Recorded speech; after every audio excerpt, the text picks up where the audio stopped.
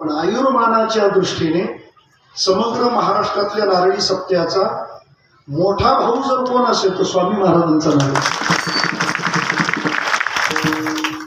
त्याच्यामुळं स्वामी महाराजांच्या नारळी सप्त्यात कीर्तन करणं म्हणजे मोठ्या भावाच्या घरी कीर्तन करणं, कुटुंब प्रमुखाच्या घरी कीर्तन करणं आहे.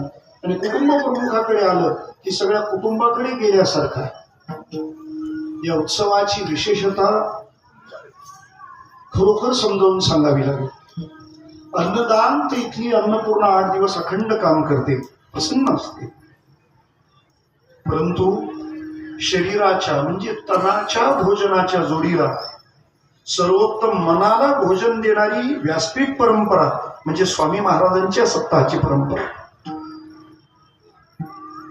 आदरणीय या सगळ्या उत्सवाचं नेतृत्व करणारे आमचे भोपळे शास्त्री महाराज म्हणजे एखाद्या उपक्रमाकरता किती मोठं नियोजन असावं, ते किती महान असावं, त्यासाठी तुम्हाला इथंच यावं लागेल. आणि इतक्या महान कार्याचा प्रणेता किती विनम्र असावा ते बघायला पण तुम्हाला इथंच यावं लागेल.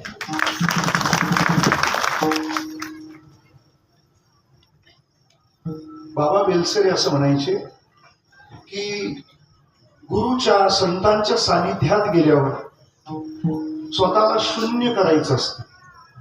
म्हणजे नदीला पूर्णता केव्हा? समुद्रमापम प्रविशंती यद्वत्. तुका म्हणे गंगा सागर संगती.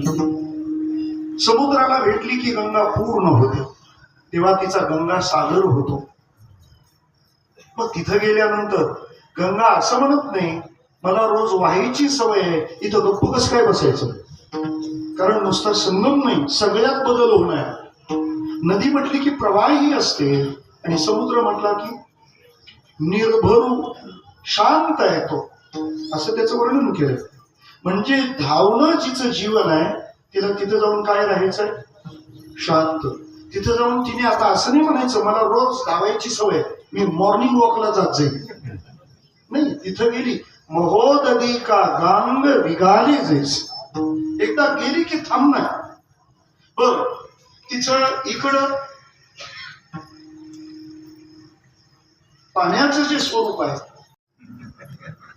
आणि जेवढे स्थापनेला नव्हते त्यातलं आता कुणीच नाही, फक्त या दोन्हींना पाहणारे स्वामी मात्र अजून तेच आहे. वारकरी विचार हा किती महत्वाचा आहे हे सत्याच्या वयावरून कळतं. साधारणपणे माझं जे निरीक्षण आहे, जे वाचन आहे, या बाबतीत मला असं कळलं की या जगामध्ये 2 गोष्टी नेहमी सोबत राहतात. इंग्रजीमध्ये त्याला युटिलिटी अँड इटर्निटी असं म्हणतात. युटिलिटी म्हणजे उपयुक्तता आणि इटर्निटी म्हणजे शाश्वतता. या जगामध्ये तीच गोष्ट टिकते जी गरजेची असते आणि गरजेची असते तीच गोष्ट टिकते. मी आणखी सोपं सांगतो आपल्याला. सायन्स असं म्हणतात, आता बॉडी सायन्स, की इथून पुढे माणसाला नख येणार नाहीये. इथून पुढे नख येणार. मला तर प्रश्न पडला, त्या नेलपेंट वाल्यांच्या कंपन्या बंद पडायची पाहिजे आणि सगळ्याच कंपन्यांनी सावध राहावं. कारण बंद पडणं कोणाच्या वाट्याला कधी येईल काही सांगता येत नाही. सगळ्या कंपन्यांनी अलर्ट राहावं. एक मोबाईल आला, डझनभर प्रकारच्या कंपन्या घरी बसल्या. मोबाईल आल्यापासून लोक बॅटरी विकत घेणार, मोबाईल आल्यापासून कॅमेरा विकत घेणार, मोबाईल आल्यापासून कॅल्क्युलेटर विकत घेणार, म्युझिक सिस्टम घेणार. अजून काय राहिलं तर तुम्ही तपासा 10 वाजेपर्यंत. मला म्हणायचं तात्पर्याने काय आहे, आणि नख येणार नाहीये. गरज संपली त्यांची आणि तशी गरज कुठं राहिली आता? नखांची गरज फार कमी झाली. बरोबर ना विचार? संचित संचित चांगलं आहे.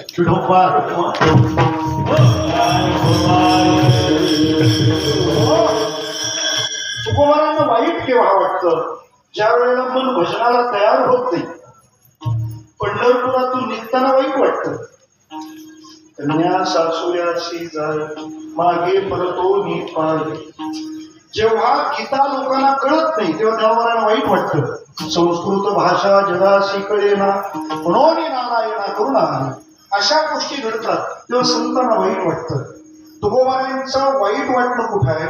जेव्हा मागं तुकोबारायांचा फोटो होता आणि त्याच्या पुढे तुकाराम मुंडेंचा फोटो होता आणि बाजूला अभंग लिहिला होता, तुकाराम तुकाराम नाम घेता काके यम ढोपार.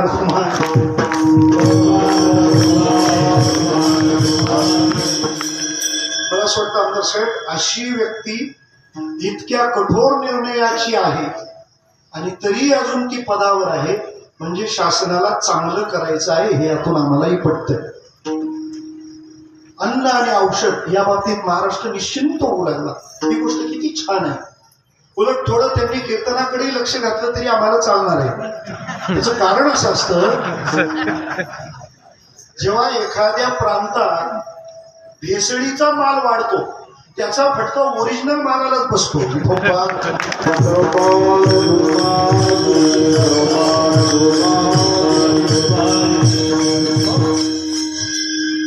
मला म्हणायचं तात्पर्य हे काय आहे की इथला माणूस हा उत्सवाने घडलेला आहे, हा उत्सवाशी जोडलेला आहे आणि म्हणूनच तो निवांत निश्चिंत. ज्या सोनी मराठी सादर केलेला अभंग जगद्गुरु तुकाराम महाराज यांचा असून ते स्वतःच्या मनाच्या निर्णयाविषयी प्रसन्नता व्यक्त करतात. विठ्ठला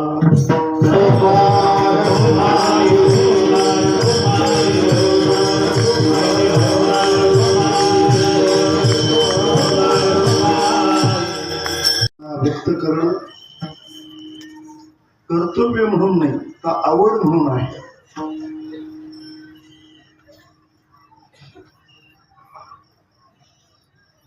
ही सेवा माझ्याकडे आली, फक्त आजच्या सेवेची गंमत अशी आहे की एखादं सरकार कोणाच्या तरी पाठिंब्याने गादीवर बसतं, खुर्चीवर बसतं. आज आवाजाने माझा पाठिंबा काढून घेतलाय आणि तरी मला सरकार चालवायचं. त्यामुळे बसलेल्या आवाजाला घेऊन हे कीर्तन उभं आहे. पण या बाबतीत मी पूर्ण निश्चिंत आहे. त्याचं कारण असं आहे की परमार्थाच्या भावना ह्या व्यक्ताच्या शब्दाच्या पलीकडच्या आहेत. किंबहुना शब्दापेक्षा जिथं भावनाच लवकर पोहोचते त्या प्रांतात हे काम करणं सोपं आहे. अनेक गोष्टी आहेत, जसं बसलेल्या आवाजाला घेऊन कीर्तन करणं हे मला तितकं कठीण वाटत नाही, पण 2 तास विठ्ठल विठ्ठलच्या ऐवजी विठोबा रुक्माई आठवणीने म्हणणं हे तर फारच अवघड वाटतंय. विठोबा